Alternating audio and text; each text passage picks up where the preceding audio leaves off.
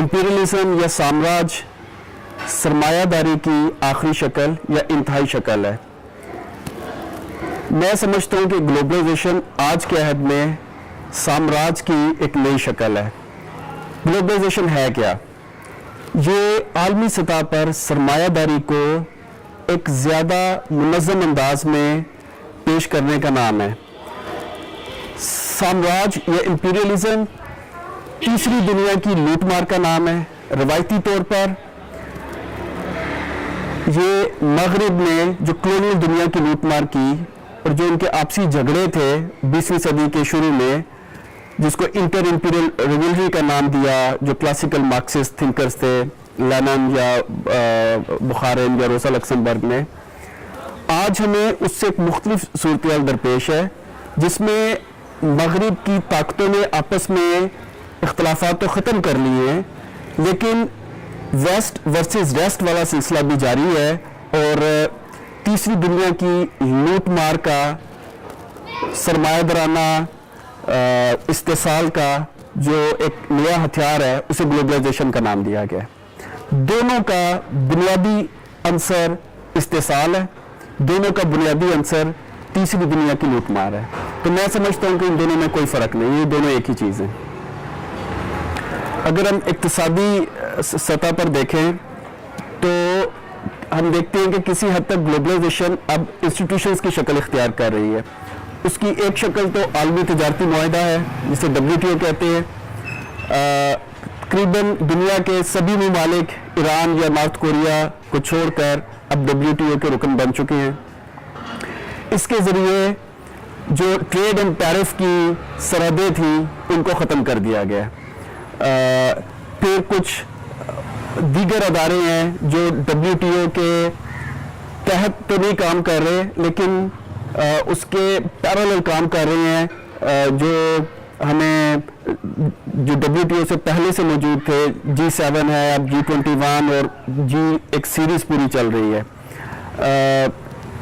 سیاسی سطح پر ہم دیکھیں تو وہ جو روایتی جگہ تھی اقوام متحدہ، اس کا کردار ختم ہوتا ہوا نظر آ رہا ہے، اور ناٹو جس کو سرد جنگ کے خاتمے کے ساتھ ختم ہو جانا چاہیے تھا، ہم دیکھتے ہیں کہ وہ زیادہ طاقتور شکل میں سامنے آ رہا ہے.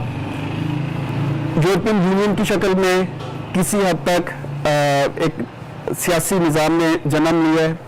امریکہ نافٹا کی شکل میں اپنے علاقے میں ایک سیاسی نظام متعارف کرانے کی کوشش کر رہا ہے. اسی طرح چین یا روس اپنے اپنے خطوں میں کچھ ریجنل بلاکس قائم کرنے کی کوشش کر رہی ہیں. لیکن تمام طاقتور ملک جتنے بھی یہ ادارے قائم کر رہے ہیں، ان کا مقصد صرف یہ ہے کہ جو مغرب کی طاقتیں ہیں ان کے اختلافات کو کم کیا جائے اور آپ مل کر تیسری دنیا کے خلاف یا اس کے استحصال کے لیے مل کر ایک انسٹیٹیوشنل فارم میں گلوبلائزیشن کے عمل کو، جس کو وہ گلوبلائزیشن کہتے ہیں، اس کو آگے بڑھایا جائے. جہاں تک کلچر کا تعلق ہے تو ہمیں کوئی اس کی بہت زیادہ انسٹیٹیوشن شکل تو نظر نہیں آتی، لیکن ہم دیکھتے ہیں کہ جو سیاسی ادارے ہیں، جو اقتصادی ادارے ہیں، ان کے اندر ایسی آئینی یا قانونی شکیں موجود ہیں جن کا مقصد مغرب کے کلچر کو باقی دنیا پر مسلط کرنا ہے. مثلا عالمی تجارتی معاہدے کے ایک سب پروٹوکول کے تحت جو رکن ممالک ہیں ان کو ایئر ویوز کے اوپر اسٹیٹ مونوپلی ختم کرنا تھی. اب یہ جو آپ کو بھارت میں، پاکستان میں بے شمار ٹی وی چینلز نظر آ رہے ہیں، اس کی وجہ یہ نہیں تھی کہ پاکستان کے جنرل مشرف کو آزادی اظہار سے بڑی محبت تھی یا بھارت میں کانگریس کو آزادی اظہار کا بڑا خیال آ گیا تھا ایک دم. وجہ یہ تھی کہ آپ WTO کے رکن تھے، آپ کو ریاست کی اجارہ داری کا خاتمہ کرنا تھا تاکہ مغربی کمپنیاں آ کر آپ کے ہاں T V channels, radio channels اور اخبارات چلا سکیں. بھارت کی مثال میں وہ آج دنیا کی تیسری بڑی میڈیا مارکیٹ ہے. وہاں کے جو 4 بڑے انٹرٹینمنٹ چینلز یا نیٹ ورکس ہیں ان میں سے 3 غیر ملکی ہیں. Star network Rupert Murdoch کا ہے، कलर्स टीवी वियाकॉम जो अमेरिकन एक मीडिया जाइंट है उसकी मलकियत है, और सोनी नेटवर्क जो एक जापानीज अमेरिकन कंसर्न है। आज भारत का कोई ऐसा मीडिया हाउस नहीं है जो इंटरनेशनल टाई अप्स के जरिए आलमी मीडिया का सब्सिडी नहीं है। ये सिलसिला हम पाकिस्तान में भी देख रहे हैं। आज भारत जिसकी बॉलीवुड की बड़ी शोहरत थी और आज भी है, वहाँ पर 1990 तक सिर्फ 100 हॉलीवुड की फिल्म दिखाई जा सकती थी। पिछले साल 1500 हॉलीवुड फिल्में भारत में दिखाई गई हैं।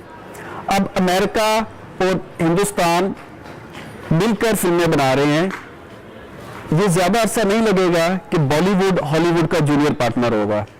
पाकिस्तान के यहाँ कोई इतनी बड़ी मीडिया मार्केट मौजूद नहीं है, लेकिन फिर भी आप देखेंगे कि यहाँ के जो 4-5 बड़े चैनल्स हैं उनमें से CNBC एक अमेरिकन सब्सिडरी है।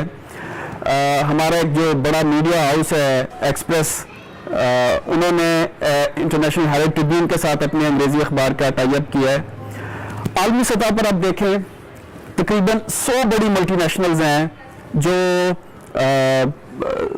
मीडिया की मल्टीनेशनल्स हैं जो आलमी मीडिया और कल्चरल कारोबार को कंट्रोल कर रही हैं, और ये लगभग सबकी सब वेस्टर्न है, और शायद 70-80% का ताल्लुक अमेरिका के साथ है। तकरीबन 70% मीडिया कंटेंट की ट्रेड अमेरिकन कंपनीज कर रही हैं। आपको उसके बाद बरतानिया का नंबर आएगा जो तकरीबन 5 या 7% हिस्सेदार है आलमी ग्लोबल ट्रेड जो है कल्चरल प्रोडक्ट्स की, और उसके बाद आपको फ्रांस, इटली और जापान वगैरह आपको नजर आएंगे। तो एक बिल्कुल ग्लोबलाइजेशन जो हमें तो ये बताया जा रहा है कि शायद कोई टेक्नोलॉजी का नतीजा है, जो हमें तो ये बताया जा रहा है कि कंप्यूटर एज आने की वजह से ग्लोबलाइजेशन हो रही है, लेकिन इस टेक्नोलॉजी के नतीजे में जो कल्चरल ग्लोबलाइजेशन हो रही है उसका सिर्फ मकसद ये है कि आज पूरी दुनिया का कल्चर एक होता जा रहा है। आज आपको पिज्ज़ा, आपको मैकडोनल्ड या बॉटल वाटर या लिबास या खाने पीने की आदत इंडोनेशिया से लेकर मराकश तक और मेक्सिको से लेकर वेनेजुएला तक आपको एक जैसे नजर आएंगी। दुनिया का म्यूजिक एक जैसा होता जा रहा है, दुनिया की फिल्में एक जैसी होती जा रही हैं। हॉलीवुड ट्रेंड सेट करता है कि म्यूजिक कैसा होना चाहिए। वो जब अफ्रीका में जाकर भी किसी मकामी सिंगर को मुतारफ कराते हैं तो उसे मजबूर किया जाता है कि वो इस तरह का म्यूजिक कंपोज करे जिसको मगरिब में पसंद किया जाता है। तो एक जबरदस्त आपको सकाफती हमला नजर आता है, जिसके नतीजे में एक तरफ मुकामी जुबानें, मुकामी सकाफतें दम तोड़ रही हैं। सिर्फ पाकिस्तान के अंदर आप देखें लगभग 22 के करीब जुबानें हैं जिनकी अगर देखभाल ना की गई तो वो अगले चंद सालों में मर जाएंगी वो जुबानें, और रोजाना तकरीबन 5-6 जुबानें इस धरती से, इस दुनिया से ख़त्म हो रही हैं। दूसरी तरफ इंग्लिश जो है वो लिंगुआ फ्रांका बन गई है पूरी दुनिया की।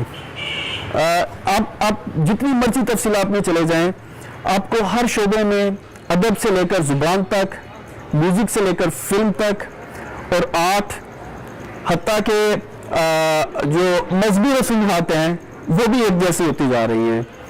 आपको एक ज़बरदस्त ये जो टीवी पे प्रीच करने वाले पादरी हजरात या मौलवी हजरात या हिंदू मज़हब के या बुद्ध मज़हब के जो पुरोहित हैं वो आपको उसी तरह टीवी को इस्तेमाल करते हुए नजर आएंगे जैसे कि अमेरिका में टेलीवेंजलिस्ट कर रहे थे।